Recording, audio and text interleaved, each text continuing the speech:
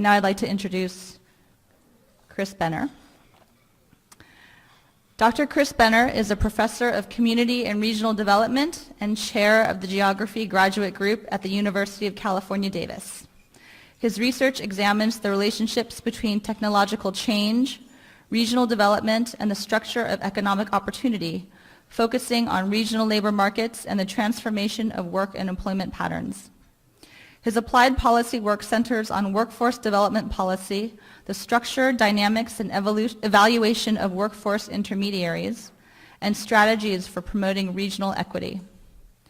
He published Just Growth in 2012 with Manuel Pastor, which helps uncover the subtle and detailed processes, policies, and institutional arrangement that might help explain how certain regions around the country have been able to consistently link prosperity and inclusion.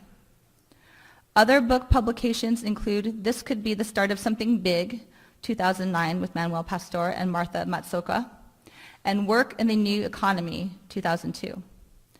Dr. Benner's work has also included evaluating workforce development programs, analyzing regional development strategies for the Organization of Economic Cooperation and Development, and serving on technical advisory boards for the Urban Habitat Program in San Francisco, the Center for Policy Initiatives in San Diego, and the California Economic Strategy Panel, among others. He received his PhD in City and Regional Planning from the University of California, Berkeley. Please help me welcome Dr. Chris Benner. Thanks.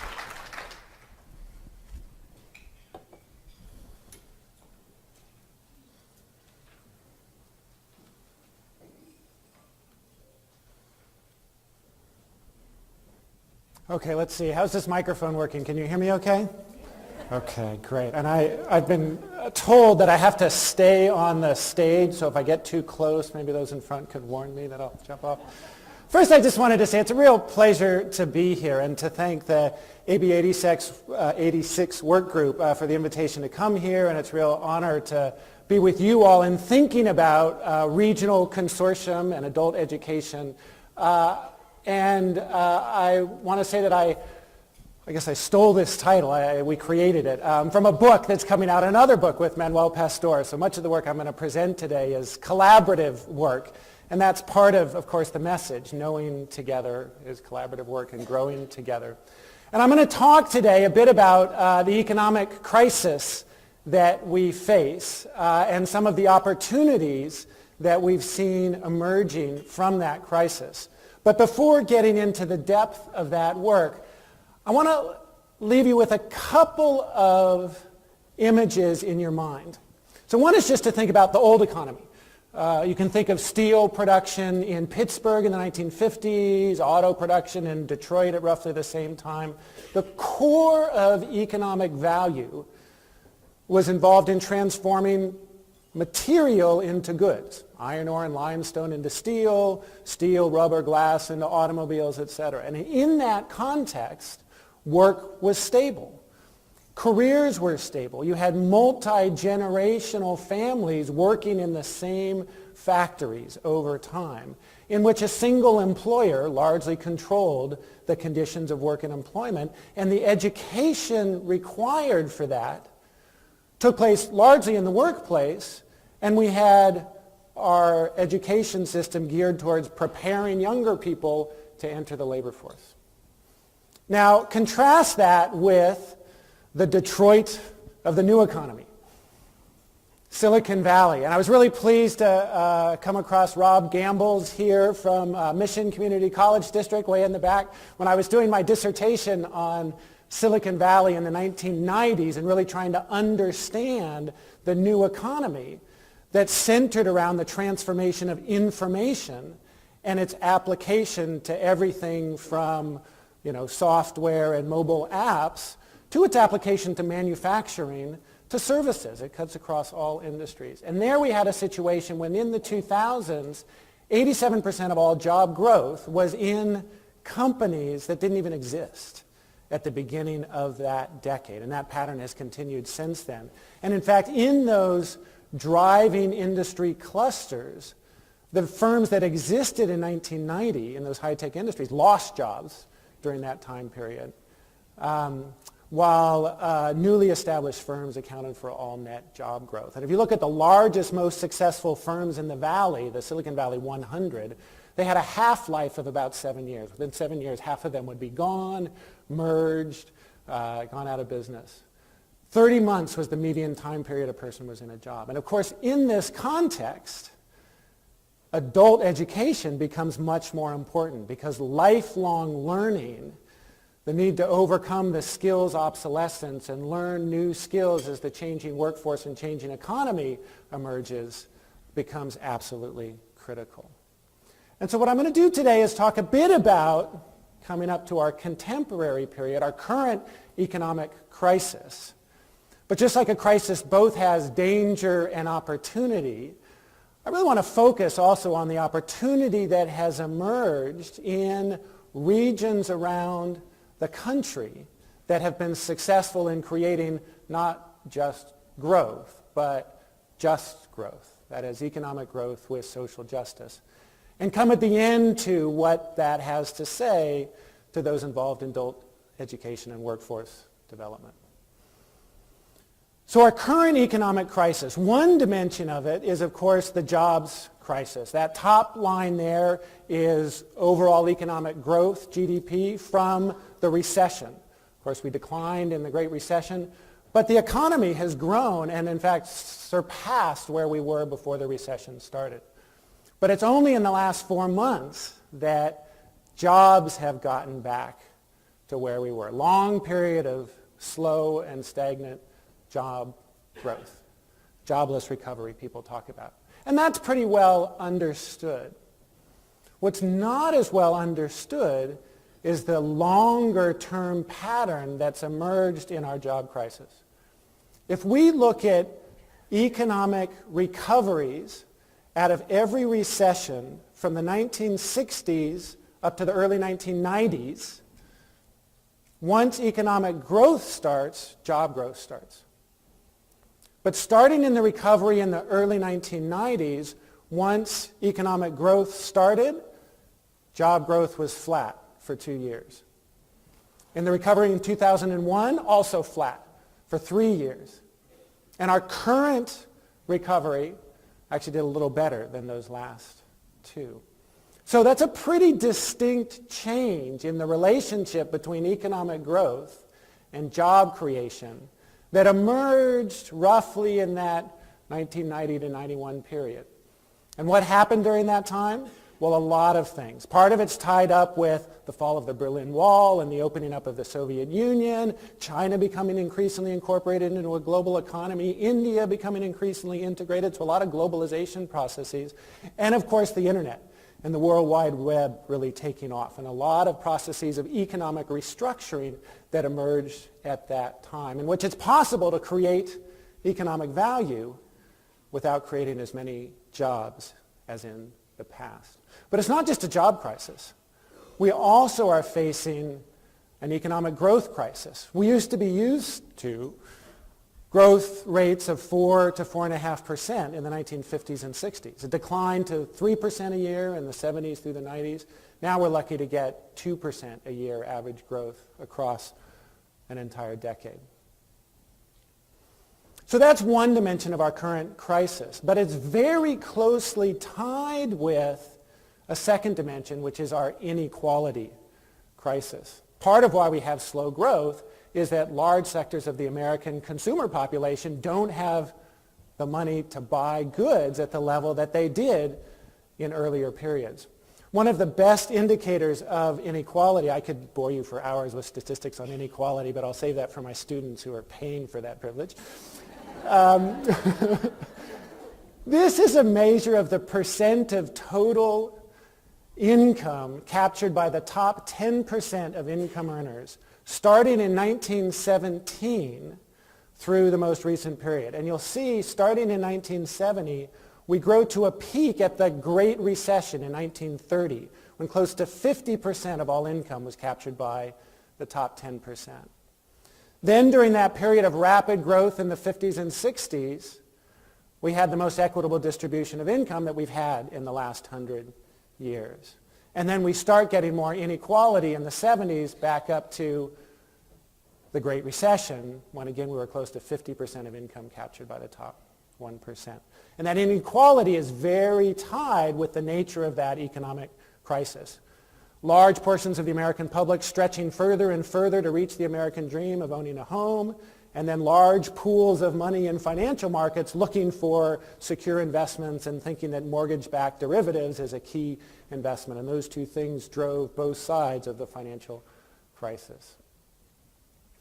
Now for California, once the land of opportunity, we have now become one of the most unequal states in the country. So that's California there. This is the most unequal states. We are still better than Louisiana and Mississippi, but places like Georgia, Tennessee, Alabama, all more equitable than we are. I'm a little proud here. I was actually born in Alaska. That's the most equitable state there. Notice Utah's there too. I'm going to come back to Utah in just a second. Now, of course, part of that dimension in California that's particularly striking is along racial dimensions. This shows the median household income by race. Asian populations close to twice as much as what an average African-American household makes in the state of California. Non-Hispanic whites are there as well. Now, of course, California is leading the nation in a demographic transition. We'll be a majority-minority country. Estimates are by 2042. California hit that data in about 1998 and estimated by 2040 to be only 26% non-Hispanic white and majority Latino by that date. And that means, of course, across the entire state, majority of the population people of color. This map shows in the year 2000 the percentage of the population that are people of color, so not non-Hispanic white. That's 2000, 2010, 2020, the estimate, 2030, 2040, and 2050, and you can see it's across the whole state practically. One of the important dimensions of this demographic transition is that our youth population looks dramatically different from our older population. We call this the racial generation gap. And this is a measure that looks at the percentage of seniors that are white compared to the percentage of youth that are white. And California has one of the largest racial generation gaps of any state in the country. Now, why is this important? Well, we know that as people age, and especially seniors, tend to vote more frequently. They tend to be more actively involved in community matters. Youth tend to vote much less, especially immigrant youth who are perhaps not documented or not citizens. And that's important for your work in the education field because we've looked here at the relationship between that racial generation gap and per pupil spending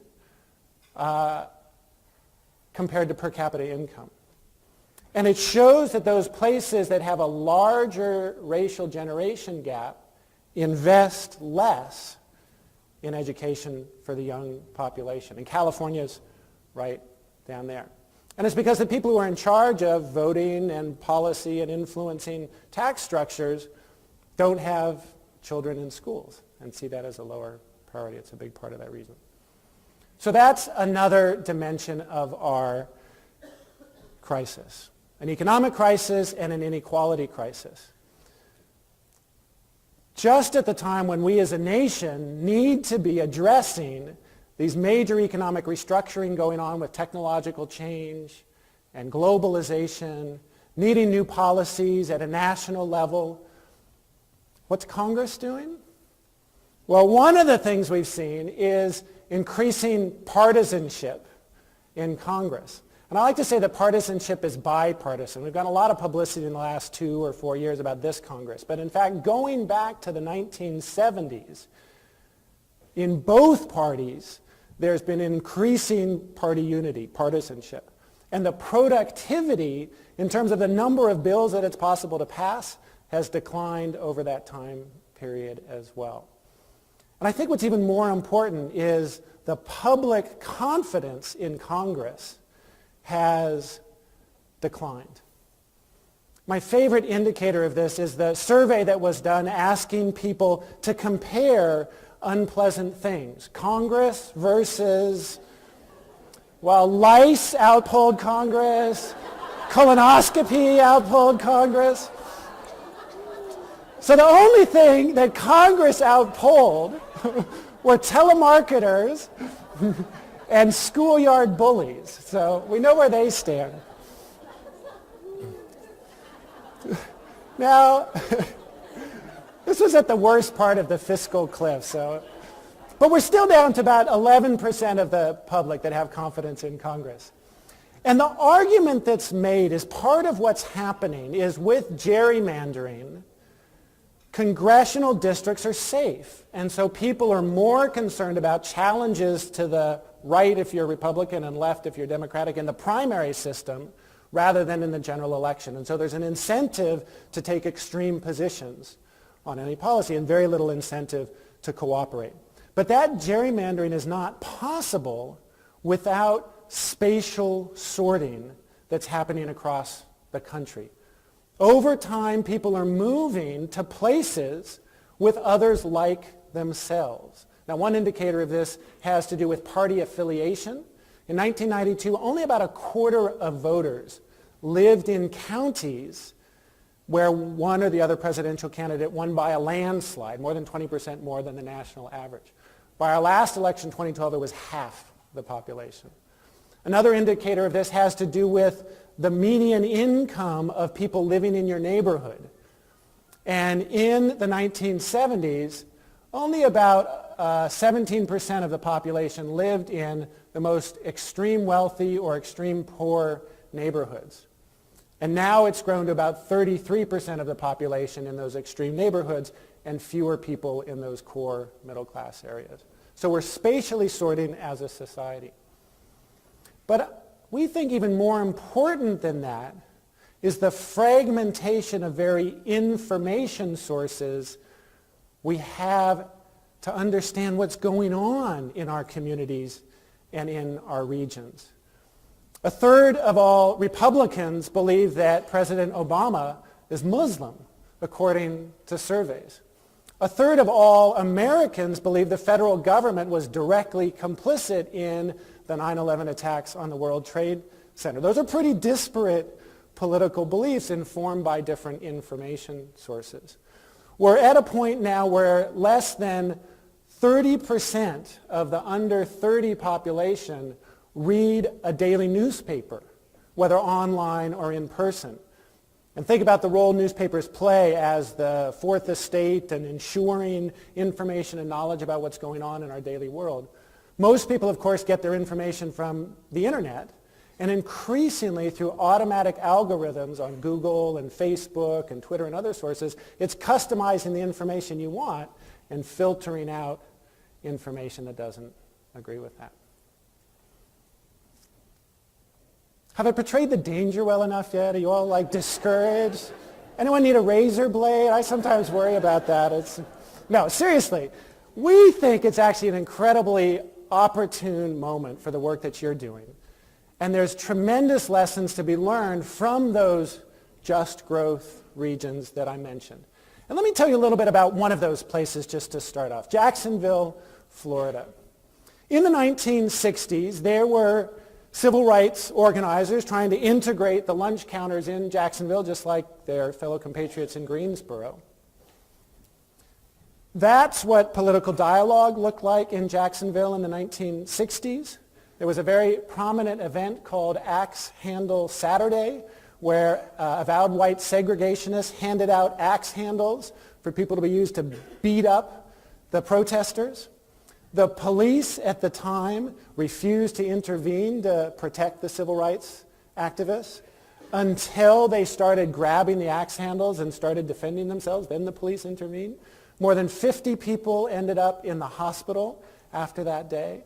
The longtime mayor of Jacksonville at the time, who was an avowed segregationist, went on national radio praising the police and essentially lying about their role in the process. There's actually very little documentary evidence of what happened these days. Photos, videos seem to have all disappeared. So that's the challenge they were facing in the early 60s, perhaps worse than what we face today. And what did Jacksonville do after that? Well, one of the things they did was get rid of local government, get rid of the mayor. Part of how they did that was to get rid of the very city of Jacksonville and merge it with the surrounding county to become what's still the largest city in the lower 48 by land area. Now, why is this important? Well, if you think of a place like Detroit, where there was white flight to the suburbs, job growth in the suburbs, disinvestment in the inner city, older infrastructure requiring greater costs to maintain, increased tax rates from a shrinking economic pie to try and maintain that infrastructure, better schools in the suburbs, worse schools in the central city, a virtuous cycle in the suburbs, a vicious cycle in the central city. Jacksonville avoided all of that because it's a single, essentially regional government. But the other thing they did in the early 70s was create something called the Jacksonville Community Council. And this has done two critical things for the last now close to 50 years. One was to create an annual indicator project, measuring what's going on in the region in terms of the economy, in terms of social conditions, in terms of fiscal health, in terms of infrastructure, in terms of schooling. And this became a valued source of information for regional decision makers.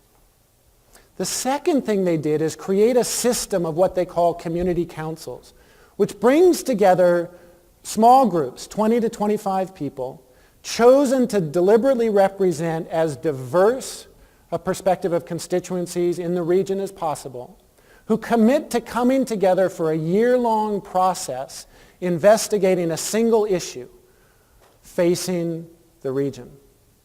And over that course of the year, they meet with stakeholders, they talk to researchers, they discuss what the needs are, and come up with a set of recommendations at the end. And the topics could be everything from how do we grow green jobs, to how do we improve our high school graduation rates, to how do we address high levels of teenage pregnancy. All of these have been issues that have been addressed over the last 40 plus years. And what's critical about this process is they come to the set of recommendations not through our typical political process of getting 50% plus one on your side, but rather by a process of consensus. And in that process, dealing with everyone's concerns and interests and recommendations to where everyone can see themselves in the final solution. Now, what's the result? Well, between 1980 and 2000, Jacksonville grew twice as fast as the average metropolitan region in the South, and was able to reduce social inequality at a time when most metropolitan regions were getting more unequal.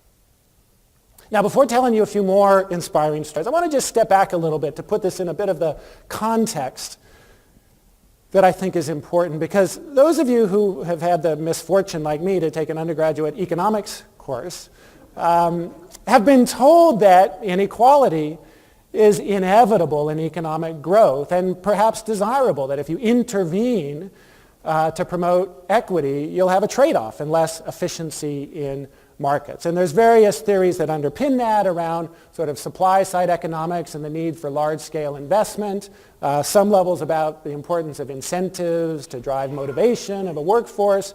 Some people say, well, the inequality is just a result of a rapidly growing economy in new sectors, because some people have outdated skills and other people have valued skills that are still scarce, and so they get a higher wage.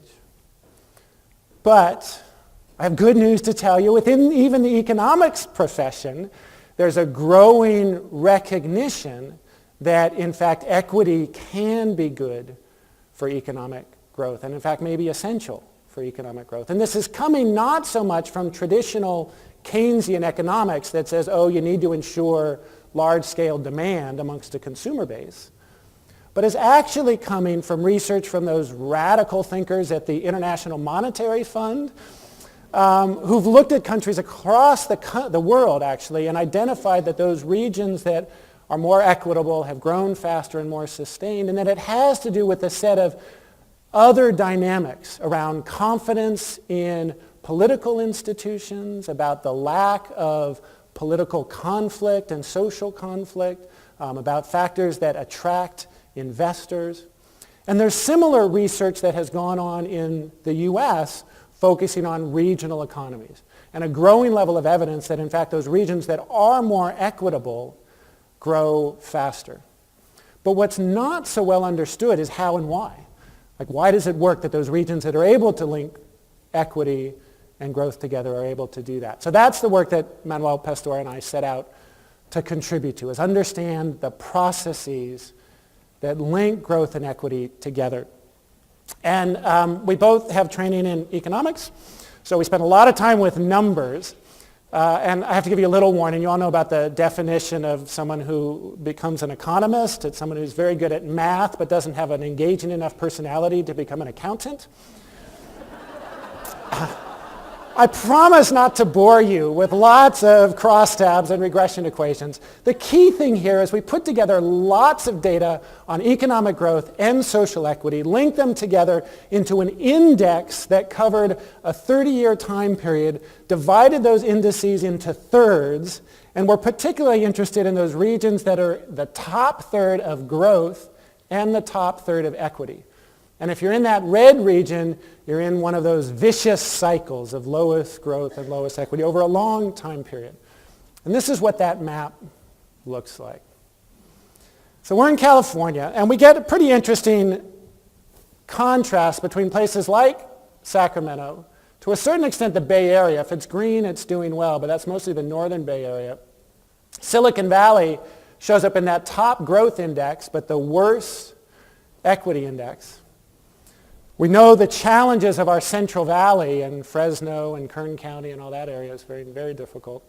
And of course in Southern California, LA in particular as well, low growth or medium growth and medium equity.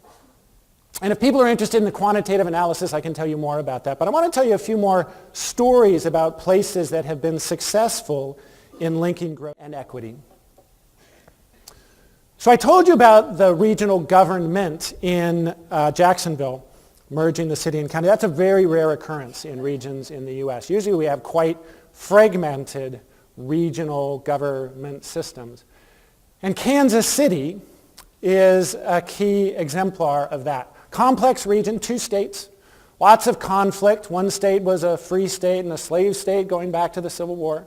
9 counties, 160-odd municipalities. Every region in the country has what's called a metropolitan planning organization. And nearly everywhere in the country, what the MPO does is transportation planning. Because the federal government has deemed, I think wisely, that if you're going to plan for highways and roads and transit systems, it's good to pay attention to regional commute patterns and link those processes overall. Now, in a few places, Sacramento being one of those, these MPOs link land use planning with transportation planning. It's kind of common sense. Where you locate jobs and where you locate housing might have something to do with transportation. But that's a rare connection in this country. But in Kansas City, the Mid-America Regional Council has brought together these 9 counties, 160-odd cities, to plan not just for transportation and economic growth, but also everything from early childhood education through adult education to services for the elderly, to environmental services, to emergency services, to even an international trade division to promote economic growth. And the other thing they've done as part of that process is develop what they call Metro Outlook Live. It's also an indicator process, but rooted in a model of the economy that's focused on the 3 E's. The economy at the center, the environment connected there, and this is equity, the community, and developed a set of indicators on all of these areas to try and track what's going on in the region. And again, a successful just growth region. Salt Lake City, Utah, I told you I'd come back to Utah, is another place that emerged as a very strong, actually the most equitable region by some measures in the country. Remarkably open to immigrants. People have this image of Utah being largely non-Hispanic white and predominantly Mormon. It's actually going through a demographic transition now faster than the country as a whole, and will become majority-minority region probably in the mid-2030s, sooner than the country as a whole, largely from Latino immigration. And they passed legislation to give undocumented immigrants driver's licenses in 1999. They beat us by, 13, 14 years? Dreamers, undocumented youth, can pay in-state tuition at Utah universities and have been able to do so since the early 2000s. A group of people came together in the late 2000s to develop the Utah Compact, a statement of principles about how we're going to address the complex issue of immigration and immigration reform, rooted in a set of principles that values immigrants' contributions to our economy and prioritizes keeping families together and prioritizes a civil discussion about this. And it's had both stronger economic growth and equity than other regions in the country. And in trying to understand this, we really pointed to two things. One has to do with the structure of the Mormon church. About half of the population in Salt Lake City is a member of the Church of Latter-day Saints. So a strong influence in the region, even though half are not members. Many young people in the church go overseas for a couple of years as part of missionary work and social service work, and in that process learn a foreign language. Well over half of Mormons in the world now are outside of the United States, the vast majority in Latin America. Peru, Mexico are key sites for that. And so they come back to Salt Lake City speaking Spanish and helping to create a welcoming environment. The other thing that's really critical is the lay clergy structure of the Mormon church. The bishop of the local church unit rotates every 5 to 7 years or so. And they're all typically successful community leaders, all men, many of them business leaders. One of the things that they do is administer a provident fund. Mormons are expected to fast one day a month and give the equivalent they would have spent on food, and many people give more, to a local fund for the poor. And what the local bishop does is not just a hand out of those funds, it's really a hand up. It's very active social work to help disadvantaged populations get connected to the resources and community and sources they need to improve their circumstances. So where else in the country do we have a systematic process where major business leaders get experience for 5 to 7 years as social workers and bridging those divides? The other thing that happened is a small nonprofit called Envision Utah. Many Utahns are very suspicious of government and big government, and so having an MPO play a big role in the region is not likely. But this small nonprofit was able to spark a discussion about future visions in the region, challenged by the loss of air quality and environment from sprawl, major economic crises, and involved literally thousands of people in the region in a multi-year discussion about how are we going to grow over the next 20 years, and what does that mean for our housing, for our transportation systems, for our economy, where we want to locate jobs and housing, what we're going to do with our air quality. And part of the outcome of that is that now Salt Lake City has, by some measures, the best mass transit system in the country in terms of access to jobs as well as close to housing. And I already mentioned the equity figures. So that's part of what's going on there. Say a little bit about Oklahoma City. Oklahoma City is a place that in the 1980s had those negative trajectories. It was in the red box. But it really turned it around in the 90s and 2000s. And we were trying to understand, well, what happened? It's a very conservative place. People were very proud to tell us that there was no county in the state of Oklahoma who voted for the Democratic Party candidate for president in either 2008 or 2012. And many of the leaders from Oklahoma City are busy in Washington advocating for smaller government and less taxes. And yet, what turned Oklahoma City around was 4 subsequent Republican mayors in partnership with a very conservative Chamber of Commerce getting a majority of the electorate to vote to increase their taxes for major public investment in the economy. For 3 times now they voted for increased taxes. Now how does this happen? Well, one of it has to do with the failure of old economic development strategies. They tried to provide a typical package of incentives and tax breaks to attract United Airlines to locate a maintenance facility at the Oklahoma City airport. And United Airlines at the last minute chose Indianapolis over Oklahoma City. And the story that's told is that the executives from United Airlines came to Oklahoma City on the weekend, and their spouses said, there's no way we can live in this community because it's become so disinvested and so empty in the downtown area. And so leaders in the community realized they needed to depend on their own resources. And so when they put together this initial package of increased taxes, they specified 9 specific projects that the funding would go to. And it included everything from a new basketball arena that eventually became the home of the Oklahoma City Thunder that were stolen away from Seattle from some people's perspectives. It used to be the Supersonics. To a symphony hall, to renovations of the river that runs through Oklahoma City, a new minor league baseball stadium, renovations to the county fairgrounds. Part of what's critical in this story is that this was a sales tax, a 1% sales tax. And the city of Oklahoma is essentially a regional government. It got there not by merging its city and county, but by aggressively annexing surrounding territories in the 50s and 60s. In 1950, Oklahoma City was this small area here, about 50 square miles. By 1964, it had grown to 650 square miles. And so you have an economy that's large enough that a 1% sales tax across all of that can actually fund 9 major projects. But the other critical part of the campaign was helping people see the interconnections between different constituencies. And the mayor was quoted as literally saying things like, are you going to give up your symphony hall just because you don't like minor league baseball?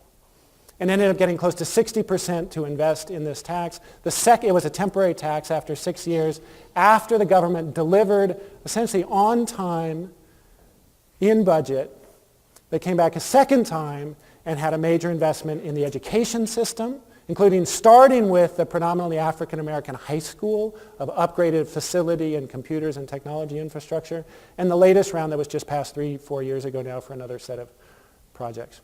This is the last case study, because I want to emphasize that a lot of these discussions in a region and coming up with these solutions is not about, holding hands and singing Kumbaya around the campfire. There's real discussions and conflict. And in San Antonio, this emerged in the 70s between a community organizing group led by a man named Ernie Cortez, affiliated with something called the Industrial Area Foundation. And their philosophy takes very aggressive protest to major decision makers, including occupying the offices of the major president of the local bank and of major decision makers in the city and demanding more investment in the poor, mostly Chicano and Latino neighborhoods on the west side of San Antonio. And the president of the local bank actually at that time bought a whole box of the book Rules for Radicals by Saul Alinsky, which is sort of the inspiration for the Industrial Area Foundation's work. And he handed it out to all of his executives saying, you must read this because this is the handbook of our enemy, and we need to know how they operate to effectively counteract them. So from that level of conflict, they have emerged now into a very collaborative region that has been able to promote both growth and equity over a long period of time through a variety of different economic development and projects. And one of the key things that brought them together was the closing of a Levi's jeans factory and the creation of a workforce development initiative called Project Quest, working on a regional basis, linking people from disadvantaged backgrounds to new efforts to create jobs in new industries. And both the business and community leaders saw a common interest in that. Now, one of the things that was really critical was the role of Henry Cisneros, who came from those working class, poor West Side neighborhoods, but was able to become a trusted partner, eventually city councilman, mayor, went on to become Secretary of Housing and Urban Development, and he could become a real bridge builder across those different constituencies and bring people together. Okay, I've told you a bunch of stories. I could bore you with statistics if you want. But what does it all mean? What do we take away with this? Well, those of you who know any academics know that when we get a research grant to go out and do research, there's two things that our employer requires us to do. One is claim that we've discovered something new and give it a fancy, erudite-sounding name. And two, say that we really need more research funding to investigate this in more depth. So we've done that, of course. So what we think we've discovered in these successful places is what we're calling diverse epistemic communities. Does that sound erudite enough? Turns out there's research that's been done on epistemic communities for a long period of time, mostly in the international environmental field, where people have tried to understand, well, how have disparate advocates and policy developers been successful across very complex institutional environments in getting policy passed, and discovered that, in fact, these networks of professionals whose authoritative claim to consensual knowledge provides them with a unique source of power, and that those networks become institutionalized when there's a need for these repeated interactions, and they become very influential in that process. So I'll let you in on a secret. Most fancy-sounding academic terms have a simple understanding behind them. And here's the critical thing, is what matters is not just what you know, but who you know it with. And that in those regions where there's diverse knowledge communities, bringing different people together to overcome the information fragmentation that's increasingly characterizing our society, to understand how the economy is changing, how's our community changing, how are people changing, what are the changing aspirations and values and desires, and how do we address that in a proactive, forward-looking way. Those places are successful, we think, in part because they're able to promote more innovation. New ideas come from sharing information across different perspectives. They recognize new and diverse economic opportunities, and part of what's critical is that we can act together. It's no longer, how GM goes, the country goes. The economy is driven by complex networks of firms, and the relationship between firms and educational institutions and economic development enterprises that have to all work in concert together, and depends on the knowledge and information our learners, both young and adult, have about the opportunities that exist and their cultural aspirations. It doesn't do any good for someone to want to become a lamppost lighter like they used to have in London in the 1700s. Those jobs don't exist anymore. What jobs are not going to exist 10 years from now? People need to know that and understand that. And of course, inclusion comes because you're collecting these different constituencies together. So just to wrap up and bring it back to the adult education opportunity, one of the critical things about this new economic structure is that regions are the factories of the 21st century economy. Regions are where all the critical production processes and research and development and learning and activities come together to create economic growth. In the U.S., 84% of our population lives in metropolitan regions. 91% of our GDP lives in those areas. And those critical processes that shape innovation and economic growth happen at those levels. People talk about in the academy untraded interdependencies. It's about social capital and networks and who you know. That isn't about a market transaction, but it's about working together and knowing each other's work. And what's also critical is it turns out our systems of housing and transportation and healthcare and education and parks and the level of clean air are critical economic factors. Because, of course, if people are stuck in traffic, they're not productively at work. If people are having asthma because of poor air quality and where they're living, they're not learning as well in school, it turns out, young children, for those kind of conditions. And so it has major economic aspects to address these conditions of social life in our communities. And these regional innovation systems around the globe are critical. And so for those of you working in the adult education field, where we know from our economic future that we need to be paying attention not to jobs, but to lifelong learning and careers, and what are the institutional supports that people need to be able to move from one job to the next. And the kinds of workforce intermediaries that are trying to build links together between these different constituencies can play a really critical role in that process. And so what I would say to you is one of the things is to think about who are the voices who are not at the table, who need to be at the table. The business leaders, the community organizations, the public sector officials who care about what's going on in the education realm and its link to the economy, and how do we build those relationships. And then there's obviously a lot of concern about, well, what are the outcomes? How do we measure the individual benefits and jobs and wages and career paths that come out of that? But to also pay attention to the knowledge networks and relationships and communication that gets built in that process. Because it's ultimately, I think, that knowing together that will help us all grow together. Thank you for your attention. There's more information at that website, Just Growth, and I look forward. I think we have time for questions and answers, but thank you for your time and attention for what I've said.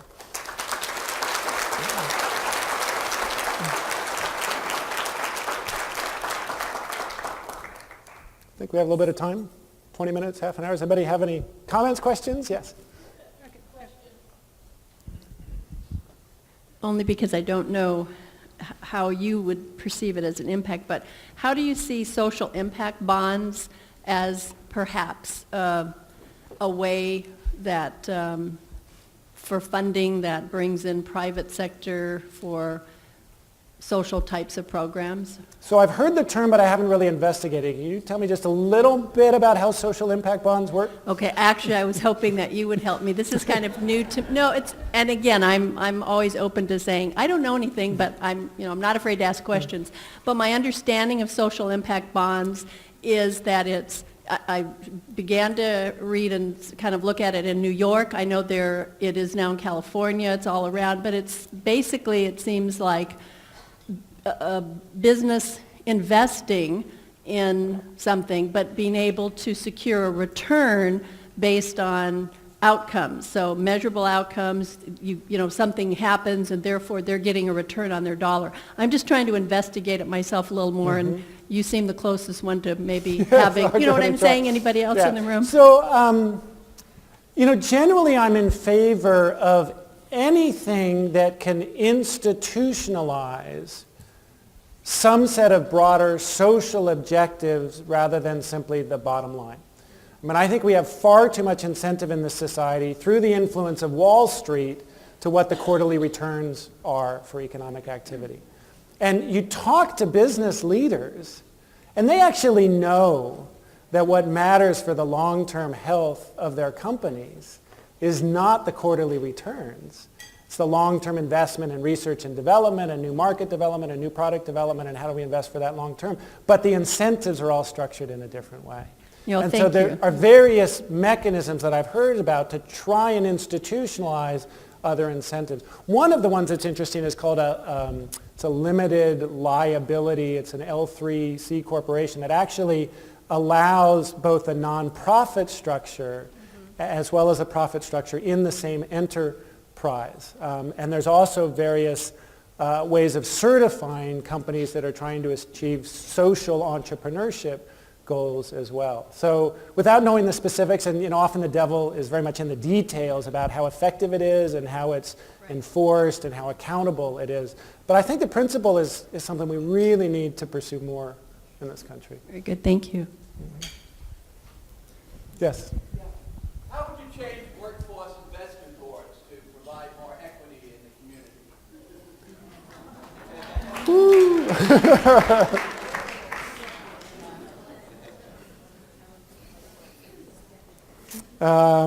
This time.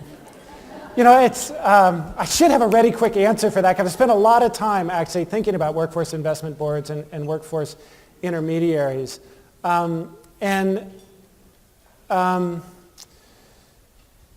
There's tremendous variation in workforce investment boards across the country. And I would say some of the best ones that I've seen are doing, probably 95% of what I would hope all workforce investment boards would do.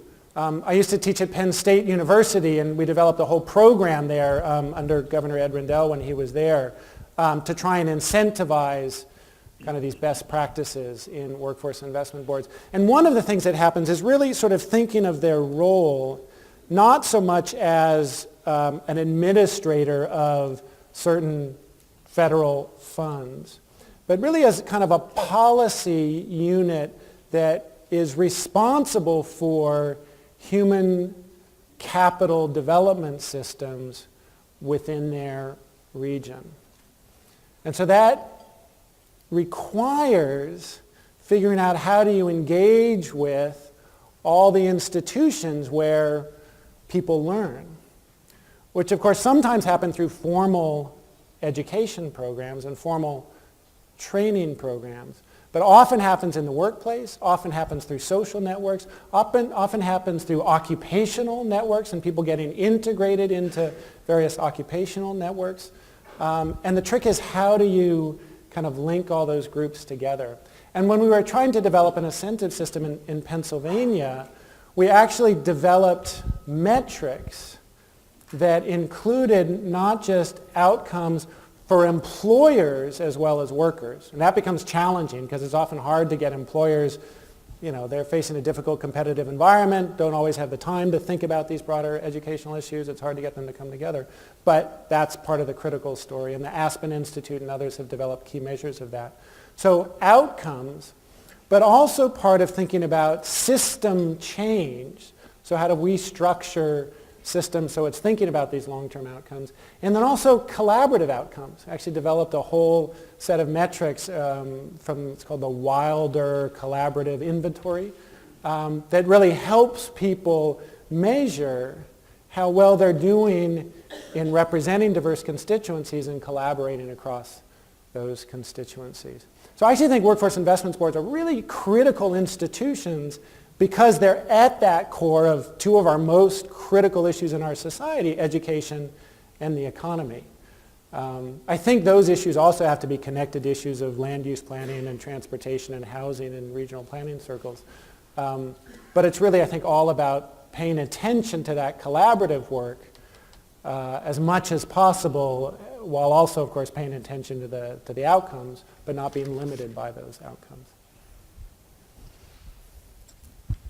Other questions? Yeah. Hi, good morning. I wondered, I'm already thinking of different groups we need to get you in front of locally, and I wondered if you might be able to elaborate on, if you were addressing a business organization, what additional pieces you might include. And then I have a second question, if I could. I don't know if you're familiar with Slingshot. It's in California, a collaborative effort between the Chancellor's Office, State Workforce Investment Board, and the Governor's Office of GoBiz. Okay. And I wondered what your views of that in terms of a model of similar to what you're talking about and the potential for that being this kind of a model. Yeah. So again, I've heard of Slingshot. I don't know enough about it to really kind of comment in detail on it. But I have given a similar talk to many different business groups around the country. And actually, it turns out the constituency that seems to be most interested in this message are connected to local chambers of commerce. There's something called the Association of Chamber of Commerce Executives that had taken over administration of what had been a previously Ford Foundation funded Alliance for Regional Stewardship, kind of a leadership development program. And I've been invited to a number of Chamber of Commerce gatherings in everywhere from Salt Lake City, Grand Rapids, Michigan, Seattle, various places. And I think what really interests them and what I kind of emphasize a bit more is the unpredictability and volatility of our new economy and the importance in that process of being open to new constituencies and new ideas. And linked with that, right, that says that if you're paying attention to racial diversity in your constituency, you're missing the boat. And people recognize that. And so having this kind of link that links social equity to economic growth, they tend to focus on that kind of racial equity portion more than I would say the income equity and other dimensions of that. But I think that's an important issue in and of itself. And I've been really surprised. I think part of why it's the Chamber of Commerce is that they tend to be people locally rooted in their communities. One of the things that emerged in the case study of Kansas City is that business leaders in that area talked about it as being flyover country. People fly over from D.C. to the West Coast and vice versa. But the message of that was that it's very hard to attract major corporate branch plants or outside investors into that area, similar to the Oklahoma City case. So we've got to build from our own. And so that commitment to place, like in Oklahoma City, trumps a commitment to ideology and creates that commitment to making change. It's also been very interesting for me. As I mentioned, I did a lot of research in Silicon Valley in the mid-90s, and there's the joint venture Silicon Valley that played a really important role for trying to bring together different constituencies in the region. Not perfectly, but I think doing good work. And I went back last year to do a whole series of interviews around these issues of epistemic communities and trying to understand, well, how is it that Silicon Valley, which has this reputation for strong collaboration, isn't translating into equity? And increasingly, this tale of two valleys has become strengthened and entrenched between the wealthy and the poor. But what's critical is that these major companies, and some of them are very large, of course, Hewlett-Packard and Intel, et cetera, but also even the new startups are all starting as global corporations. People talk about micro multinationals. So they'll have an office in Silicon Valley focused on the innovation and new product development, but they'll have a large sector of their workforce in India or China or somewhere else. And because competition has become so much more intense and global, and they're concerned about these issues going on elsewhere, they've become, I think, increasingly untethered from Silicon Valley and less engaged in the issues that concern everyone in the region and more engaged in those issues that concern them. I mean, we see this in all the controversy around the Google bus and other kind of private buses, that's a solution to a problem of congestion and lack of access to the office buildings in a region that prioritizes automobile dependency, but it's a solution for a narrow population that doesn't address the broader issues of a lack of mass transit. So I think finding those business leaders who see their long-term future as residents, as community leaders in the region can help kind of get entree to the business community in important ways. There's a question here? Oh, there's a microphone coming. Oh, sorry, there's one in the back, and then we'll come up here next. Thank you. I was wondering if you have an example of an epistemic community that's based in a rural area, especially where there's, there isn't there's a lack of internet and transportation access. Mm-hmm. Right. It's such a good question, and I have a number of close colleagues that are very concerned about rural development, and we sort of have a big debate about what we mean by rural.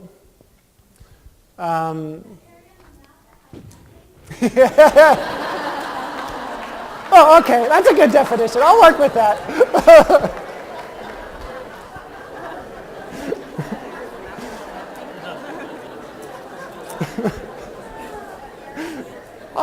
Nothing. I'm going to use that line.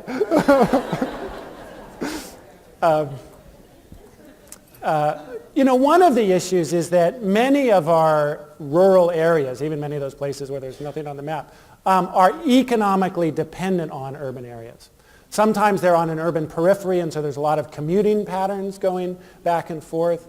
And often, even if they're not part of that kind of urban periphery, of course, their economies are very tied to what goes on in urban areas. And so I constantly am trying to think about the connections between rural and urban systems. And here in Sacramento, the Metropolitan Planning Organization has been very instrumental in creating what they call the RUCS project. It's the Rural Urban Connection Strategy.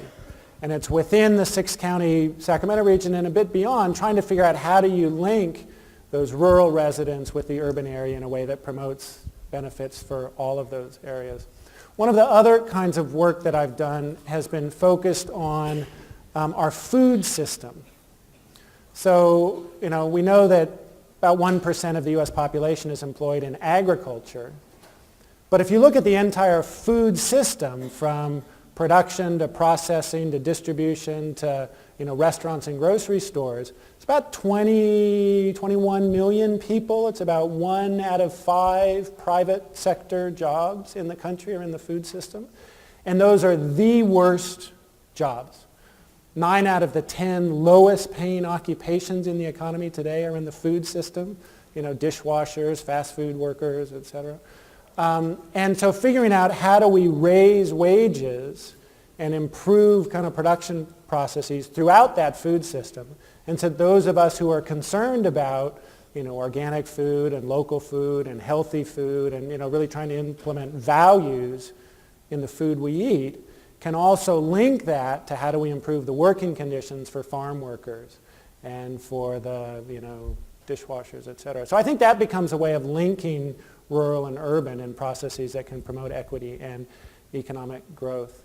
The places that are truly rural, their economies are based on things like oil in Wyoming and the Dakotas, or often it's ranching, or sometimes it's amenities. It's retirement communities or vacation communities, and often what drives those places actually has more to do with the health of our social security system than necessarily what's going on in those areas, because that, I think, depends on the money that people have to spend on amenities.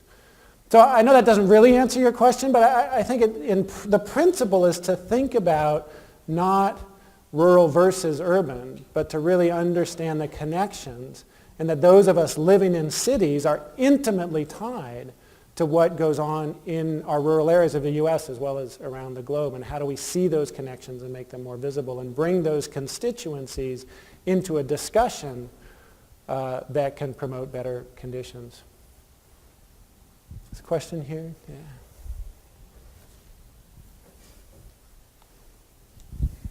We spent a lot of time yesterday trying to come up with a funding model for restructuring adult education in the state of California, which was a big task. It's a big task we're facing. So I think my question is, what do you think about the divestment in public education at federal and state levels, and what can we do? Wow, it's very much at my heart as an employee of the public University of California system. One thing I'll point you to is a report I did in Silicon Valley when I was working there in the 1990s, that you can still get on the internet, called Walking the Lifelong Tightrope, which addresses some of these kind of issues of volatility in the workplace. And the model that we proposed there was based on Alaska. Again, I'm very proud Alaskan. Alaska created something called the Alaska Permanent Fund in the 1970s when oil was discovered on the North Shore. And what that fund did is took out a fairly significant portion of the revenue from that oil to invest in a permanent fund. It's a non-sustainable resource. How do we ensure that becomes a sustainable benefit for the population of Alaska? And so that Alaska Permanent Fund is still there. It's growing. Part of what's critical is that every resident of Alaska, who's been there for at least a year, gets a check at the end of the year based on this common resource, right? So it's a way of collectivizing this, common resource. And in some years, it's been as much as, $4,000 a year. And the proposal that we had in that lifelong learning, Walking the Lifelong Tightrope, was to create a lifelong learning fund, funded by, investment, perhaps, social impact bonds, but coming from companies in the state of California.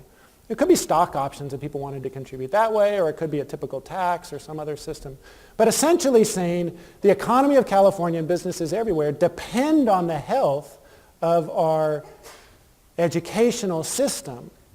And this is one way where we can make that available to the population as a whole. So, the idea was to create a, lifelong learning permanent fund that everyone in the state of California wouldn't just get a check at the end of the year, but would get access to funds that could support not just higher education, but adult education or whatever training programs that they needed over time.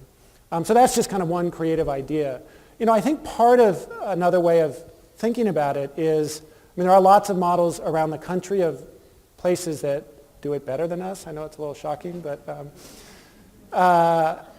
Denmark, it's a place I happen to know about, that spends about 5 times as much on a per capita basis on adult learning than the U.S. And they have a very flexible labor market. People are hired and fired all the time. But essentially what they're trying to do is move up a value chain over time by ensuring that there's investment in this constant learning. I think part of it is just simply a question of resources. Again, I think Congress, despite it being less popular than lice, is actually really important in this debate, and we got to figure out how to restructure that, and there's a lot of debates about that, but I hope that helps answer the question. A question here. For one question, yeah. Yeah, I just wanted to ask, the AB86 opportunity is a potential platform for moving towards just regions as you've described. We're asked to leverage regional structures. By its nature, we're asked to collaborate across 2 institutions. At the same time, there's a lot of tension and, a lot at stake here, and there can be a competitive dynamic between the 2 systems. So I guess I'm wondering, just noticing the case studies, there's some success factors here, but how might we frame this? There's an opportunity here. In a lot of places, there are not regional structures. Some there are that we could leverage. But how might all of us in this room frame what we're doing, in ways to think broader, bigger, so it's not just a bureaucratic budget making who does what, who delivers ABEASE, but how do we contribute to the building of this broader sort of vision, and particularly how might we think about ongoing sort of collaborative infrastructure, like what you mentioned, small nonprofits stepping in that were non-governmental, taking it into a different realm. So, sorry, a big broad question, but what's the opportunity here? How might we frame what we're doing over the next 6 months in a year? Yeah. Wow, what a great question. Next. No, sorry. Let me say a couple of things that will hopefully be helpful. And it's perhaps translating lessons that have emerged from different spheres in ways that might work in the adult education field. So one has to do from an economics framework in the distinction, for those who know this, between Keynes and Schumpeter. And John Maynard Keynes was essentially all about redistribution. How do we ensure that there's sufficient public sector taxes to ensure demand in the economy? And Schumpeter was all about innovation and economic change and growth, and essentially this framework that the pie is not fixed. And in fact, it can grow, and is growing all the time. And I think the more you can frame these discussions as not a zero-sum struggle over who's going to be the most competitive, and the more you can frame that around a forward-looking process that's going to help grow the pie over time so we can all do better, regardless of how big the slice is, I think it really helps. The other lesson comes from a developer, a housing developer in Salt Lake City. And when I went and interviewed him, he was very involved in Envision Utah. And he started off the interview by saying, so you probably think I'm one of those rapacious developers sprawling over the natural resources of land around here. And I said, well, yeah, okay. Convince me otherwise.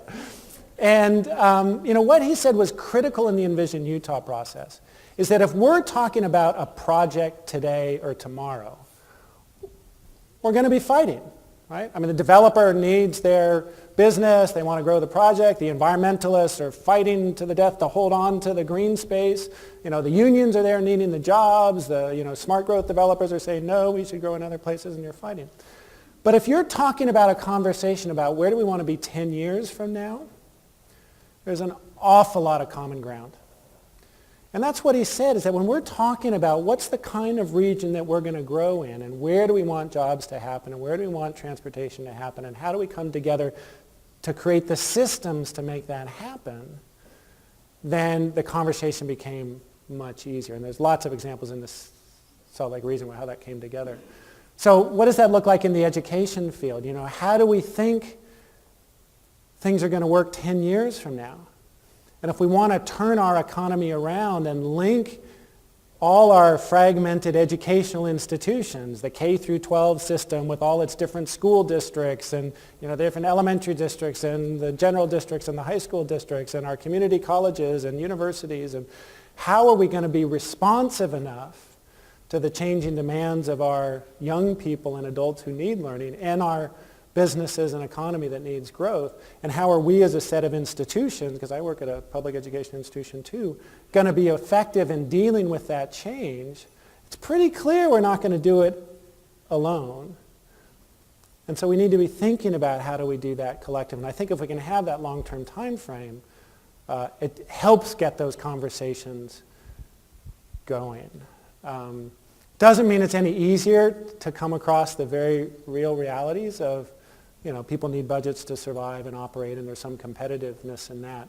One of the things in the urban planning field that we've talked about for a long time is the value of revenue sharing across jurisdictions, so that you don't have, you know, individual cities competing for the latest Walmart or other big box retail outlet for the sales tax in their jurisdiction, but trying to have systems where, you know, wherever the investment comes in the region, it's somehow shared across that. There are a few places in the country that have done that very well.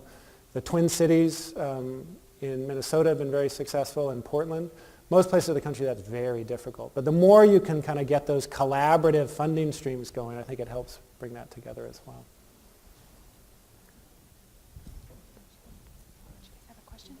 So one last burning question, and we're almost at our 10:45 time period. Yes? As an old sociology professor, I applaud you in your presentation this morning. It really got me thinking about teaching again. Oh, thank you. I thought I'd tamped that down 14 years ago, but it came back nonetheless. I think from discussion this morning at our table, and hopefully that discussion will continue later on this afternoon, and following up on the gentleman's comments on that side of the room, to me this looks like this AB86 opportunity. This opportunity, it is real, and I really don't think that we're going to see another opportunity like this, at least within the rest of our careers. The opportunity of doing something quite different and stepping outside of the paradigm that we've all been working in, these two separate operations for some time now. This is the time to really talk about maybe moving in another direction where we're talking about synergy.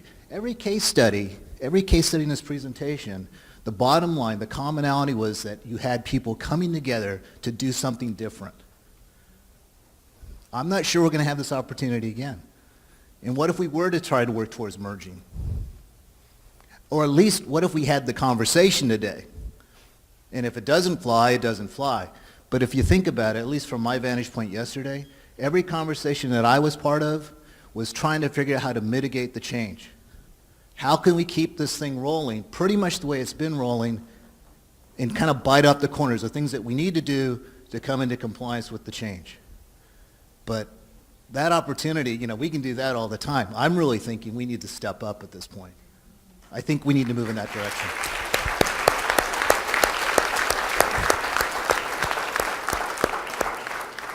I think there's no better note to end my session on. So thank you very much for your attention. I look forward to hearing how your work goes ahead.